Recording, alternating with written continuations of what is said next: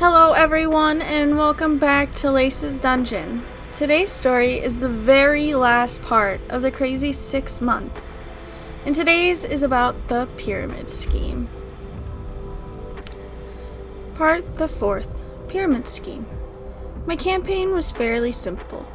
I was going to riff on the 1998 Mummy movie starring Brendan Fraser, and have the party play the role of a group of adventurers hired by a world-renowned archaeologist to assist in the acquisition of an important artifact, and having all hell break loose in the process. I had every imaginable resource made in advance. I had a world anvil map of the entire country, detailing the local customs and what can be found in which region. I had interior and exterior maps made for every conceivable location they could possibly explore in their first session or two. I had a 76-page in-game guide written by a mad scholar, detailing every homebrew mechanic in simple English, none of which were used during the campaign because they didn't make it far enough to use any of them, while providing a robust bestiary of the kinds of creatures they can expect to encounter. I even made a letter of invitation written by the guest giver himself, so that the players had basic instructions to follow once they arrived. None of this was required reading before the first session. It was there for the players who needed it, or so I thought. So keeping in mind that this campaign takes place in the late 1800s, early 1900s, what kind of party do you think turned up? Guts had finally learned his lesson and created a character that better suited the environment around him. Of course he didn't. He created an Aasimar paladin, dressed in the edgiest black armor you have ever seen and wielding a giant axe, called Hina. His reasons for accepting the job offer never once explained, even after multiple prompts. Binky had made a gnome wizard called Jafari. Offensive name notwithstanding, he decided to build the character around being a knowledgeable loco, for the explicit purpose of making the homebrew puzzles easier to solve. Unfortunately, he also decided to say that he belonged to the Bedouin, one of the factions of this country, who are staunchly against my non-Bedouin architecture and history, which would include the ancient ruins they would be spending most of the game digging around. I didn't immediately veto this decision because I thought he would be playing a Bedouin who wasn't aggressively trying to destroy every temple he came across. His reasons for accepting the job offer? Why, to hoard, of course. Monk had created a samurai called Kirith, I think that's how you would say it, and claimed him to be lawful good. I thought this was a bold choice, given Monk's track record of not having a track record, but I was willing to be surprised. As I said previously, I was giving them a chance to actually take D&D seriously, and his character seemed like a perfect fit for the story I was creating, except he'd made him a dragonborn. After I had explicitly told him not to make non-humanoid looking characters unless they would want locals to constantly bother them, which they did. His reasons for accepting the job offer? Something about dragons, something hoarding. Alucia had made a Kenku ranger called Flint, who was easily the most enjoyable party member to interact with, although, yet again, they had made a non-humanoid. Possibly the most heartbreaking thing about all of this was that they seemingly tried to invest themselves in the story and the stakes, but yet again were dragged to and fro by the others and had very little to say on the matter. My friend's character was a Yuan-Ti. Not much to say about them because they had zero opportunity to do anything except for the very end. So to recap, one vaguely passable humanoid who is aligned with the faction that is against archaeology, one passable humanoid that was dressed like a heavy metal album cover, and 3 non-humanoids. Yet again, another amazingly well-suited lineup for this desert campaign. Our party disembarks in the capital city, where they meet with the main quest giver in DMPC, the aforementioned world-renowned archaeologist, a man by the name of Trustan Gumfrey, and his drow assistant Nadir. Trustan explains that they are organizing a heist in the museum with a few other contacts of his, which will occur in 3 days. Said heist will occur during a gala, where the plan is to steal what they require without alerting suspicions. The details of the heist are withheld for the time being, as a preventative measure, so the party doesn't try and do the heist without Trustin. This turned out to be the first of many mistakes. Trustin also showed them what the goal of the heist was: a dark tome, covered in precious jewels with ancient writing scrawled across the front. Trustin believed this tome to be the Book of the Dead, a powerful magical book said to contain long-lost magic that only the ancients knew of. Obviously, if you've seen The Mummy, you know what's meant to happen next. The book gets opened, someone reads the passage, and accidentally summons Echappe. I'm not sure if I'm saying any of these names right, so please don't come at me. So, seeing as how the party have all seen this movie, I double-checked ahead of time. There should be no ambiguity as to what the correct course of action should be. If they want to cause as much chaos as possible, they should do the heist, open the book, and let Echappe wreck shop, right? Wrong. Instead, the moment the meeting is over, they immediately conclude that Trustin is an imperialist piece of crap, according to Binky, whose only goal is to steal the book's secrets for his client, someone very powerful and very secretive. Monk instantly betrays his lawful good nature by suggesting to do a heist before the actual heist, citing that Trustin is clearly the greater of two evils, and that his dragon ancestors would allow this decision. Lucy had very little to say on the matter, as per usual, but at least had the excuse of being a Kenku this time around. Before Guts has anything to add to the wonderfully productive discussion, he has already flung himself at the guards stationed at the front of the museum, who immediately drew their rifles on him. They're two D10 piercing damage rifles. I mentioned the exact damage value to Guts so that he turns around and leaves, which he does.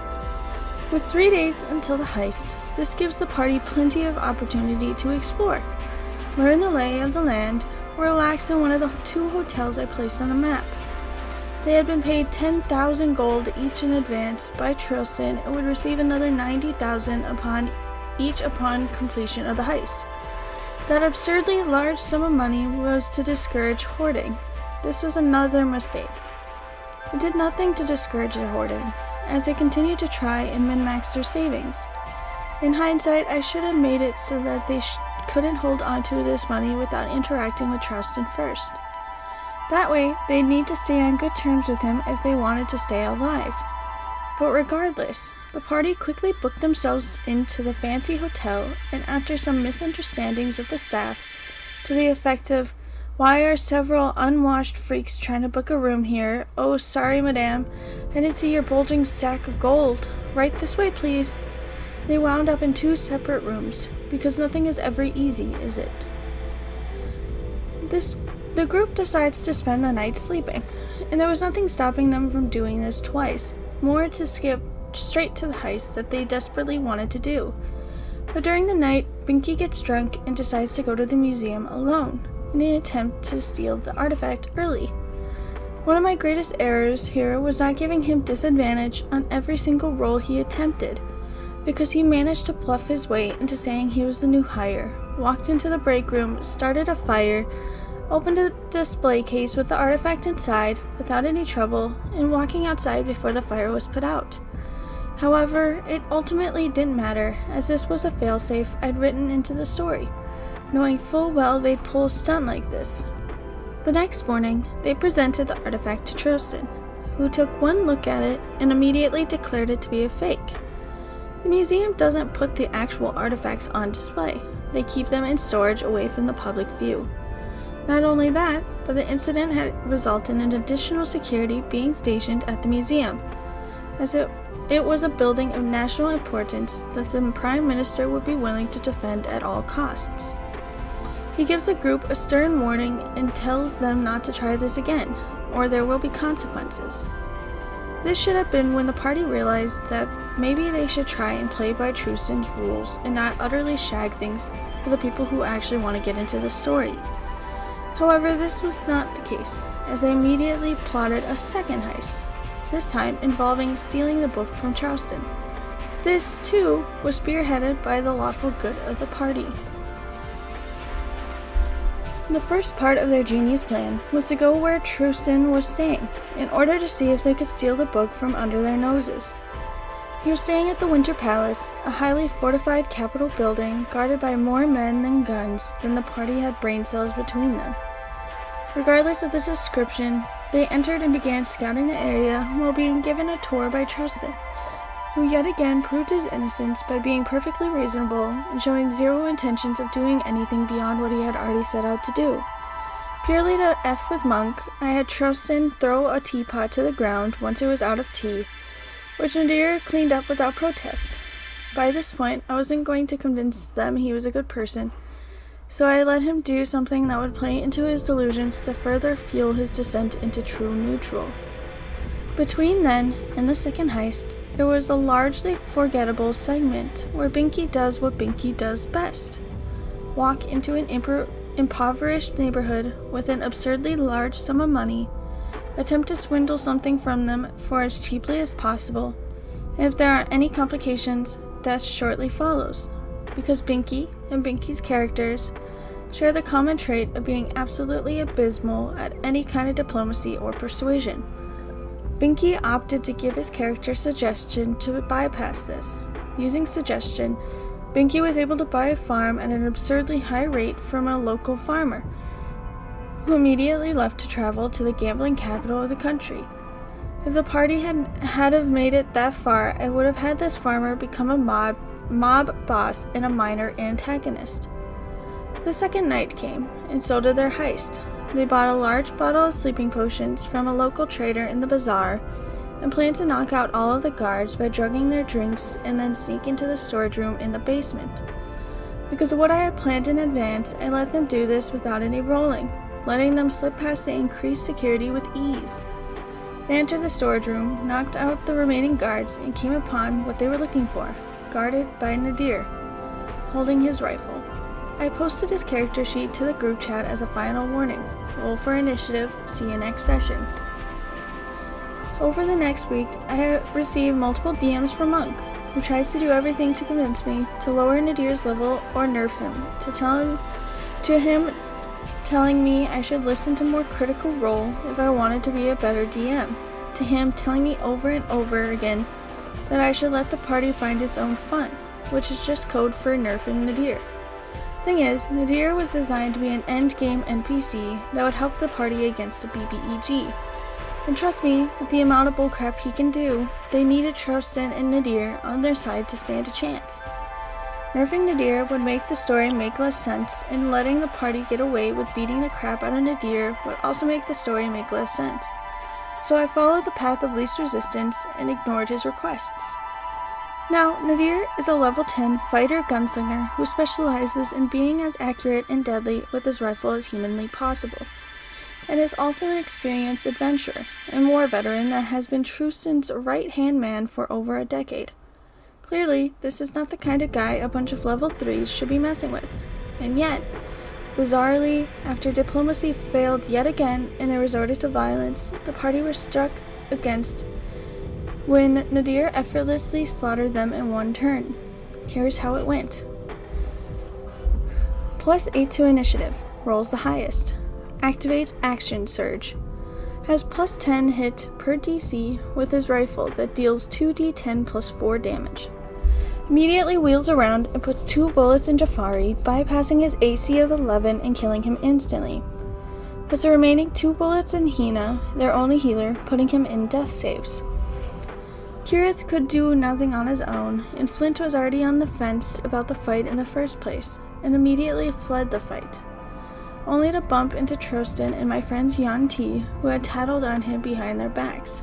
Cue the massive obligatory Spurg fit of, "No, you can't TPK your whole party, that makes you a bad DM, wah!" I gave them a literal week to not only reconsider their current course of actions, but also roll up new characters just in case their epic strategy didn't work out the way they wanted it to. Spoiler alert, they didn't. Monk talked at great length about how the turn economy was on their side, and how he's run the simulations all week to try and see if they stand a chance at winning. I highly doubt those simulations were accurate, and I doubt even more that he understands how, past a certain point, turn economy means F all, if you can literally put a hole in someone effortlessly. Here's the biggest middle finger though. The deer was also carrying a Dragon Slayer scimitar, which under normal rules doesn't affect Dragonborn, but I had established in a prior conversation that it absolutely did. I actually nerfed Nadir already, and they still lost. Trustan handed Kirith his deportation letters, to which he then went back to his hotel room and committed seppuku rather than go home as a criminal and a failure, in true lawful good fashion. Flint and the Yanti also returned to the hotel room at a later date, unsure what to do next, and that's where the session was called. I knew they'd find a way to F things up, but I didn't think they'd do it this fast and this efficiently.